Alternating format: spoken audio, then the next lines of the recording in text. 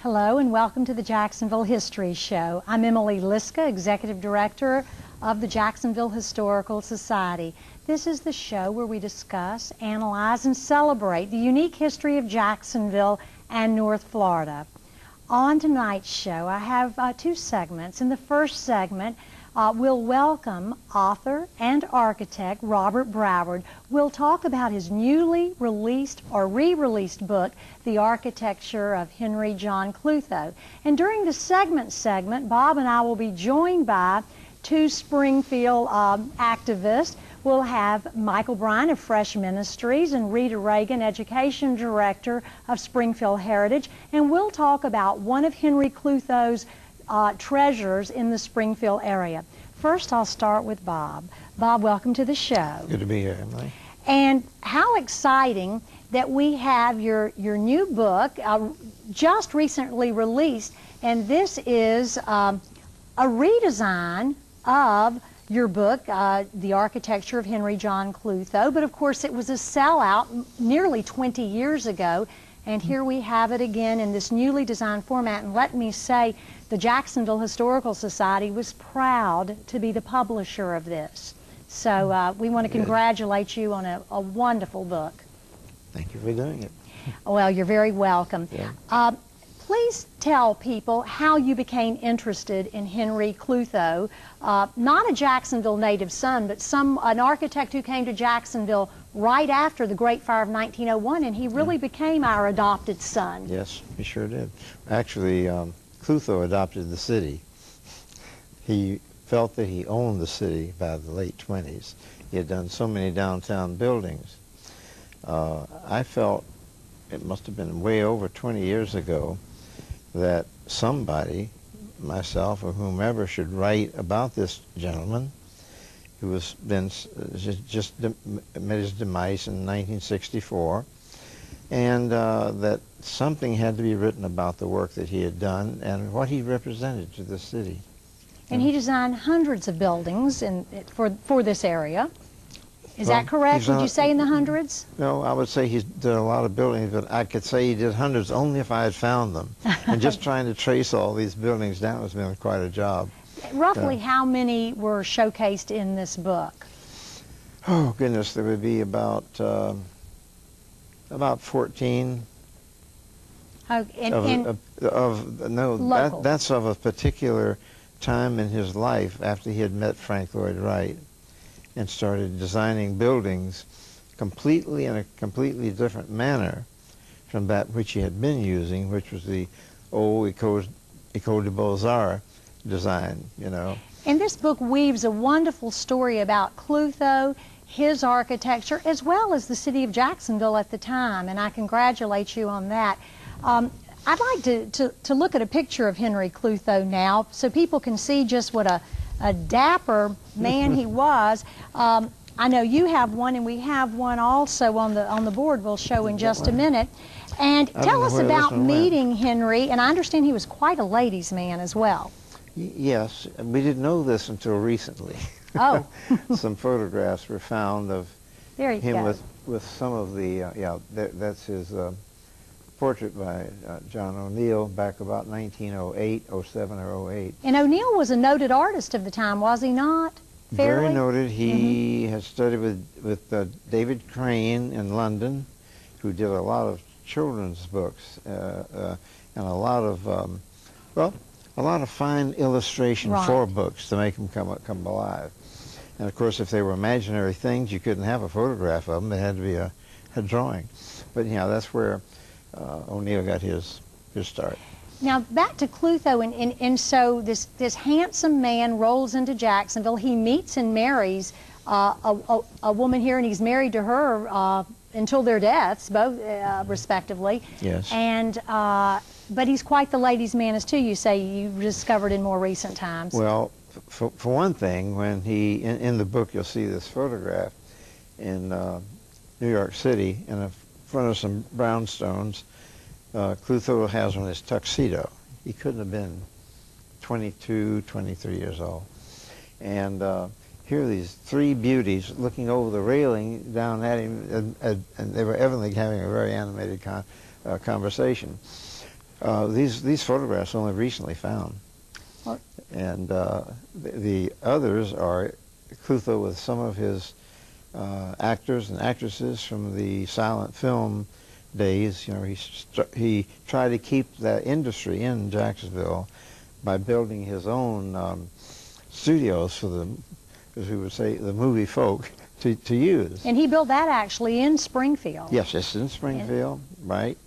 And one small part of that is still there, and that's the first frame two-story house that's just beyond the Klutho apartments. And originally that had other designs in the rear of it where you could be out of the rain and clothes changing and so forth. And we're going to talk about the Klutho apartments in the second segment. What I'd like to show now is what is considered by many experts, and you certainly are the expert on Klutho, his masterpiece. And I understand that Klutho considered his masterpiece of the Hogan's Creek Drainage Project, actually. He had quite a sense of humor, but I'm sure it was a masterpiece. It drained our city, and right. Well, about the same time that Klutho was during that Hogan's Creek job, the Cohen family, Jacob had died, were tearing out the beautiful skylight that made this such a wonderful piece of architecture. now this is what, and pardon me for interrupting, this is of course a photo of the St. James building probably in the mid-70s, I would say. Bob, would you? Yes, because it had been badly treated by some New York architects for the May Company. And kind of wrapped. The first floor was changed quite a bit. And you've got that bottom floor wrapped in ugly concrete. The windows had been reduced down to almost nothing in places, and just all the wonderful globe lighting is missing, the beautiful overhangs. Yeah. So if people drive downtown today, what they will recognize this as is our magnificent City Hall, put back through, in part, your direction, because you were the consulting architect on this job. Put much of the original beauty, if just has been brought back to the St. James building. Yes, and the dome was replaced, but it had to go up 3 more floors because the original height of the dome was at the second floor roof because it was a department store. But with the City Hall, with all the offices, the dome had moved way Let's up. show that dome. I'm Actually, sorry to interrupt you. That's okay. Keep talking about it, because the dome, there you go. Go ahead and keep telling us about the dome. Yeah, the dome was right in the center of what used to be the Cohen store. Covers an entire block of downtown Jacksonville. And the interior was flooded with light during the daytime through this glass dome, which was 75 feet across. And people came to Jacksonville almost as tourists, I think, to see this building. To see the building and to shop in it. This was Cohen Brothers. Yep. And I understand the Cohen Brothers initially just wanted this little well, not little, but they wanted a 2-story building filling the block. They must have had great confidence in Henry Klutho, because he talked them into what, in essence, we say 4 stories, but it really is a 5-story building. Yes, with a mezzanine and a basement. Klutho was no dummy when it came to business, and he saw here a chance to do a true urban situation. That's why he kept showing different sketches of what it could be to Jacob Cohen especially. Anyhow, they bought it and they built it, and Klutho was not only the architect, he became the builder. So he had his hands controlling everything. I wish we did today, could do things like that. But all of the building's ornament was designed by him, and of course the building, the total building was designed by Klutho. And he moved out of the building in disgust. He had his office there after it was finished in 1929 when the dome was taken out. Just ripped out. And they ripped the dome out, lost all the beautiful statues up there. And really what at that time was the 2nd largest chandelier in the U.S. that we didn't see in that photo because it was hung later. Yeah. But all that was lost, and as you say, Klutho left in disgust. And I remember the very words in your book, "The beauty of my building has been destroyed." And up until that time, even the Times Union on opening day of the building in 1912 had said, this rivals the St. James Building and Cohen Brothers, it rivals any emporium in Europe. And then suddenly, what was really one of the magnificent features was gone, all in an effort to have more floor space. Yeah, the store was too successful. They sold so much merchandise, so why don't we sell a little more? Let's take out the dome and put in another floor. So they did. So what we're going to look at, Klutho had so many wonderful buildings here. We're going to look at another one. And of course, this would be his magnificent Florida Life building. And we'll look at a long shot first of the Florida Life building, where you see a little bit of the marble bank building. This is the corner that the city of Jacksonville just so wisely acquired, considered by some the most important corner in the southeast. Here it is. This is the Florida Life building, Bob. What would you like to tell us about that Klutho building? Well, the important thing about the Florida Life is its apparent tallness. Now, from this southerly side, that's difficult to see. But if you look straight on to it from the old Barnett building area, you would see really a classical Chicago school thin skyscraper going up and exploding into ornament at the top.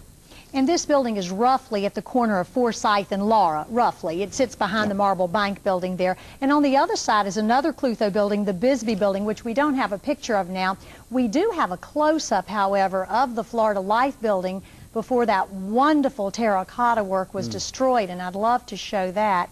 And a lot of people don't realize that Klutho was a student of Frank Lloyd Wright, and you might want to say a few words about that, or followed the work of Frank Lloyd Wright. Well, he was deeply impressed by Frank Lloyd Wright, and Wright's teacher also, Lewis Henry Sullivan, both in Chicago.